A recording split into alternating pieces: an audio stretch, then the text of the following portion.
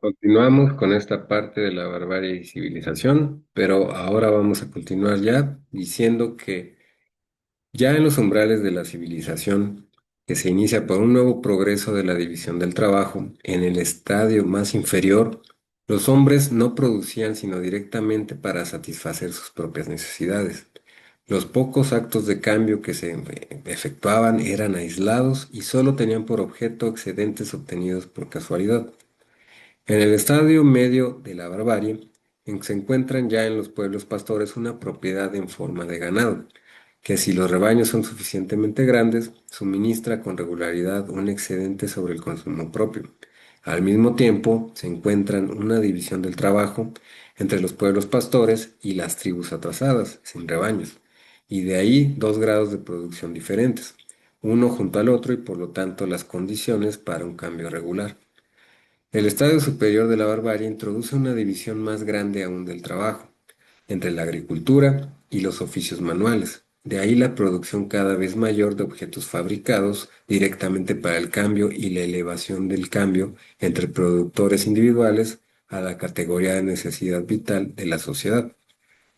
La civilización consolida y aumenta todas esas divisiones del trabajo ya existentes, sobre todo acentuando el contraste entre la ciudad y el campo, lo cual permite a la ciudad dominar económicamente el campo como en la antigüedad, o al campo dominar económicamente a la ciudad como en la Edad Media, y añade una tercera división del trabajo, propio de ella y de capital importancia, creando una clase que no se ocupa de la producción, sino únicamente del cambio de los productos, que son los mercaderes. Hasta aquí solo la producción había determinado los procesos de formación de clases nuevas. Las personas que tomaban parte en ella se dividían en directores y ejecutores o en productores en grande y en pequeña escala. Ahora aparece por primera vez una clase que sin tomar la menor parte en la producción sabe conquistar su dirección general y avasallar económicamente a los productores, una clase que se convierte en el intermediario indispensable entre cada dos productores, una clase que se convierte y explota a ambos. Y este pretexto a pretexto de desembarazar a los productores de las fatigas y los riesgos del cambio, de extender la salida de sus productos hasta los mercados lejanos y llegar a ser así la clase más útil de la población. Se forma una clase de parásitos, una clase de verdaderos gorrones de la sociedad, que como compensación por servicios en realidad muy mezquinos, se lleva la nata de la producción patria y extranjera, amasa rápidamente riquezas enormes y adquiere una influencia social proporcionada a estas y por eso mismo, durante el periodo de la civilización, va ocupando una posición más y más honorífica y logra un dominio cada vez mayor sobre la producción, hasta que acaba por dar a luz un producto propio, la crisis comerciales periódicas. Y es verdad que en el grado de desarrollo que se analiza, la naciente clase de los mercaderes no sospechaba aún las grandes cosas a que estaba destinada, pero se formó y se hizo indispensable y esto fue suficiente. Con ella apareció el dinero metálico, la moneda acuñada, nuevo medio para que el no productor dominara al productor y a su producción. Se había hallado la mercancía por excelencia y que encierra en estado latente todas las demás. El medio mágico que puede transformarse a voluntad en todas las cosas deseables y deseadas. Quien lo poseía era dueño del mundo de la producción y quien la poseyó antes que todos, el mercader. En sus manos el culto del dinero estaba bien seguro.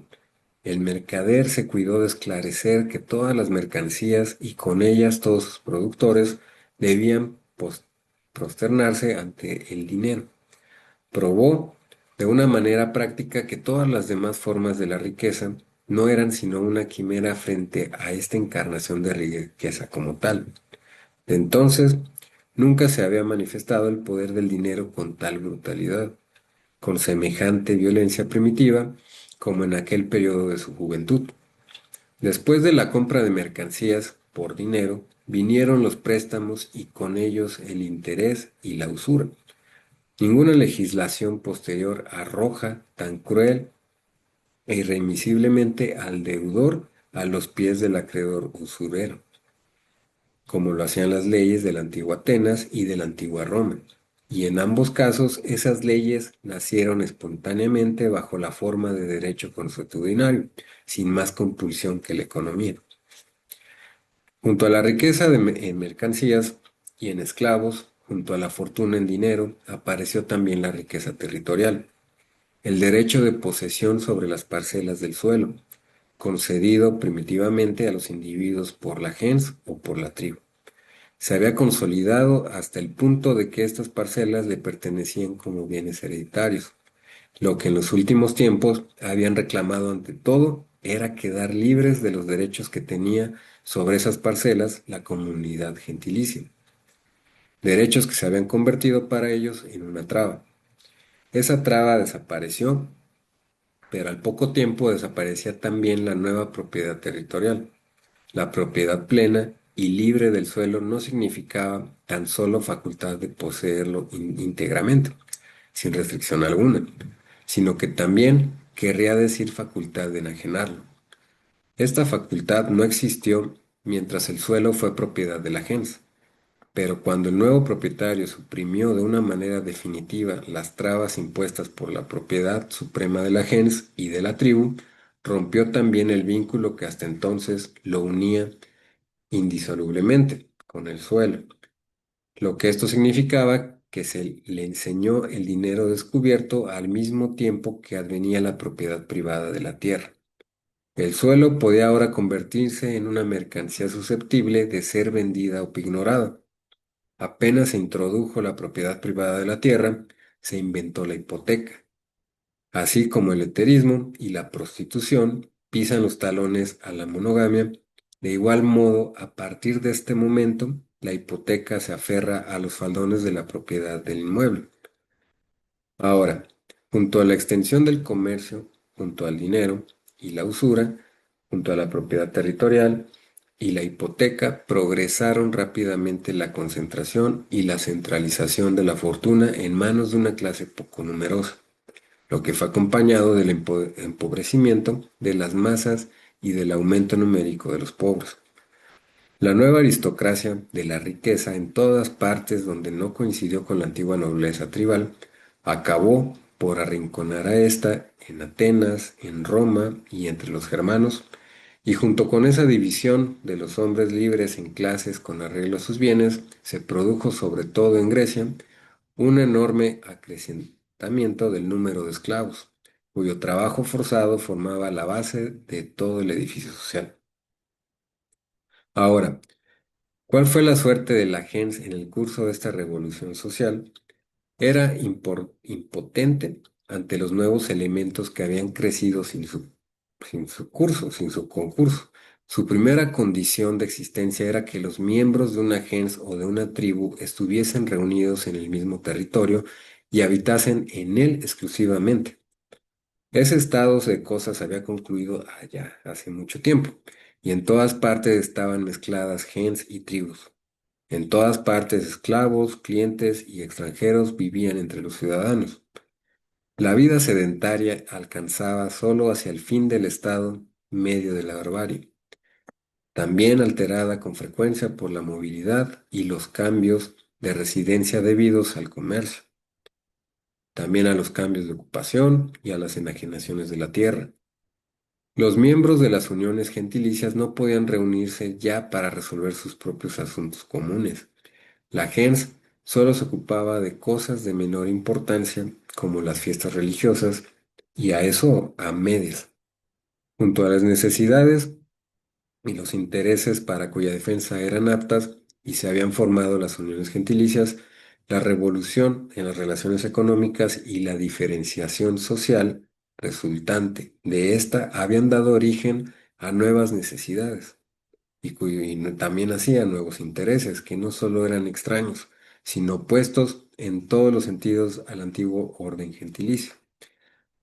Los intereses de los grupos de artesanos nacidos de la división del trabajo, las necesidades particulares de la ciudad, opuestas a las del campo, Exigían organismos nuevos, pero cada uno de esos grupos se componía de personas pertenecientes a las gens, fratrias y tribus más diversas, y hasta de extranjeros.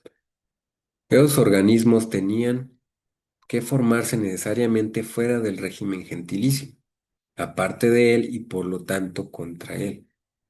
Y en cada corporación de gentiles, a su vez, se dejaba sentir este conflicto de intereses, que alcanzaba su punto culminante en la reunión de pobres y ricos, de usureros y deudores dentro de la misma gens y de la misma tribu.